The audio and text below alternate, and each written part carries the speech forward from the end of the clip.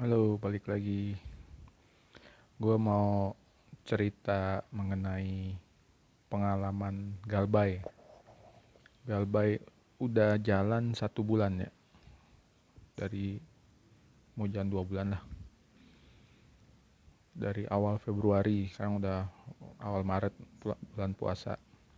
Jadi gue baru Galbay 1 bulan ya, di puluhan aplikasi ya.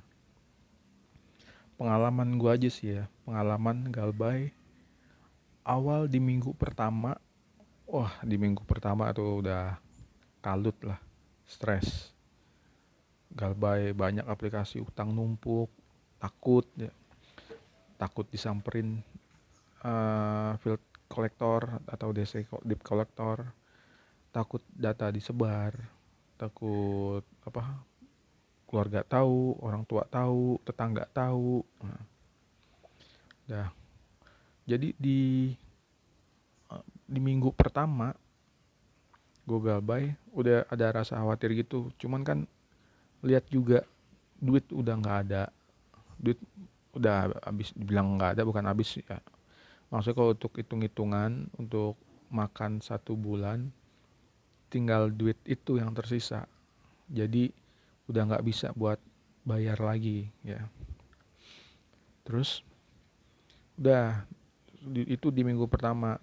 Dari awal Galbay sampai minggu pertama minggu kedua nyari-nyari ini info mengenai gimana nih ngatasin Galbay, cara ngatasin Galbay. Bukalah YouTube, TikTok gitu, nemu aja ini apa, orang yang bisa, katanya bisa ngebantu untuk mengatasi masalah Galbay. Jadi kalau istilah sekarangnya joki. Dah, gue dengerin tuh podcast-podcast joki atau live-live joki di TikTok, bisa bantu. Gue coba hubungin apa, hubungin joki-jokinya atau minta tolong sama temen juga, katanya temen ada yang temennya temen punya bisa bantu. Nah, udah sambil nyari tahu info-info lain, ngecek-ngecek video, uh, akhirnya chat sama jokinya minta data.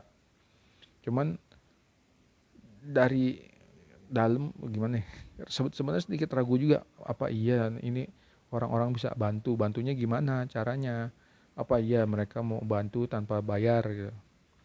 Nah, sebenarnya pastilah terpintas begitu, apa ya dibantuin tanpa keluar duit sepeser pun, sedangkan kita sendiri nggak bisa bayar untuk pinjolnya. Jadi kalau kata uh, mereka, orang yang bisa bantu atau saran-saran orang yang lain, biasanya itu joki emang nggak minta bayarannya.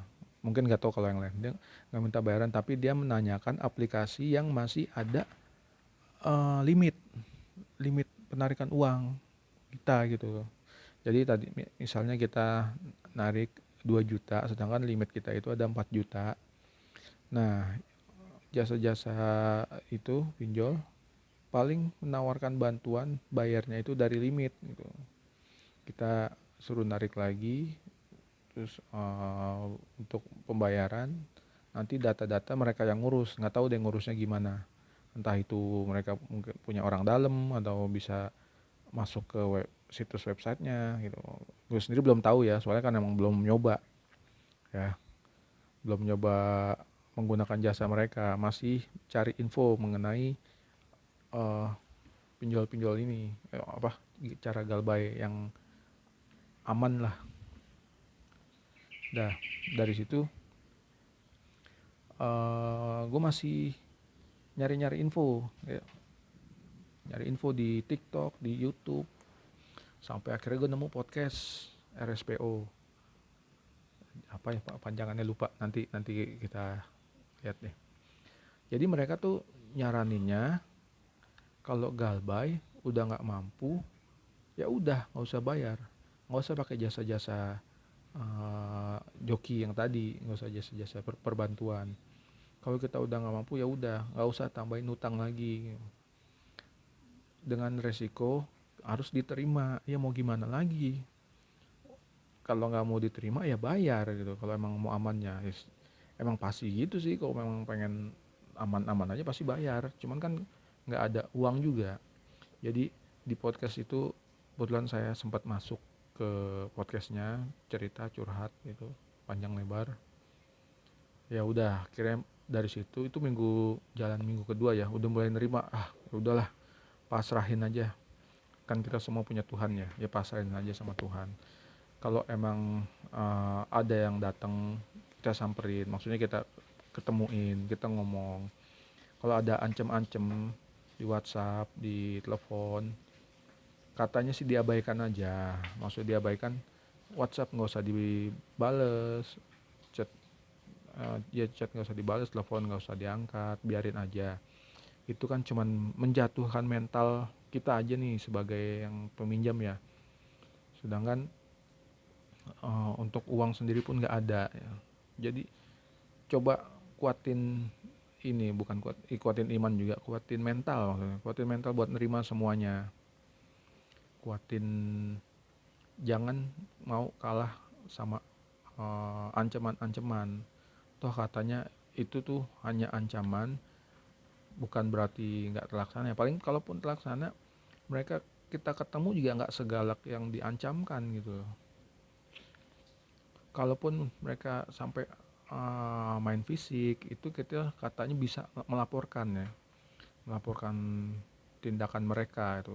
Yang penting kita siap-siap aja, rekam, rekam, siapin handphone kita buat rekam semua apa yang mereka lakukan dan katakan ke kita. Nah terus untuk pinjol sendiri kan kita semua tahu lah, ini kan pinjaman. Pinjaman itu kan nggak mungkin sampai ke pidana, paling perdata aja. Jadi perdata, kalau kita nggak sanggup sekarang, insya Allah kita mana tahu kita punya rezeki, kita nanti bisa cicil, kita bisa kembalikan uang pinjol itu.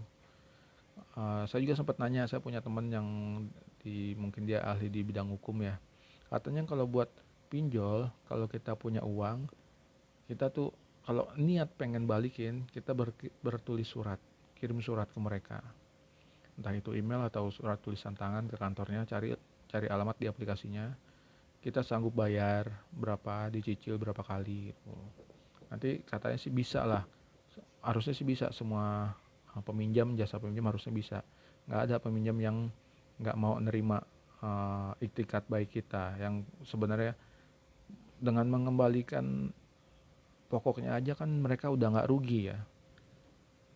Ya ruginya rugi waktu aja sih mereka mungkin. Cuman kan toh setidaknya nggak ada kerugian material. Jadi ya itulah untuk pinjol, pengalaman selama 1 bulan ini dari 2 minggu ke atas ya udah nggak begitu stres ya. Stres ngadepin pinjol-pinjol, tinggal nanti kalau ketemu ada sampai datang ke rumah ya kita temuin, kita jelasin nggak ada gitu. Katanya juga jangan bilang kalau kita nggak mau bayar, bilang aja kita mau bayar. Mau dibilang kapan, nanti kalau ada uang kita bayar ya. Ya apalagi ya, paling untuk pengalaman ini masih video pengalaman pinjol gue ya, yang udah galbay telat jalan 1 bulan. Gue akan terus